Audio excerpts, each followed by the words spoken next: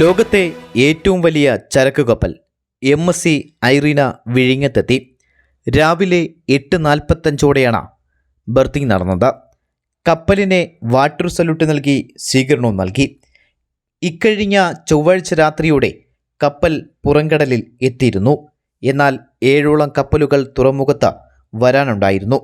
അവയിലെ ചരക്കുകൾ കൈകാര്യം ചെയ്ത ശേഷമാണ് ഐറീനയെ വരവേറ്റത്. ആദ്യമായാണ് ഐറീന ഇന്ത്യയിലെ തുറമുഖത്ത് അടുക്കുന്നതും. 2023 നിർമ്മിച്ച കപ്പലിൻ്റെ ക്യാപ്റ്റൻ മലയാളിയായ തൃശൂർ സ്വദേശി വില്ലി ആൻ്റണിയാണ്.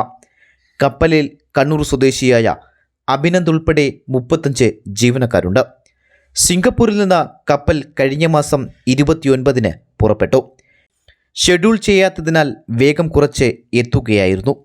കണ്ടെയ്നർ ഇറക്കിയ ശേഷം യൂറോപ്പിലേക്ക് തിരിക്കും. 400 മീറ്റർ നീളവും 61 മീറ്റർ വീതിയുമുണ്ട് MSC ഐറീനയ്ക്ക്.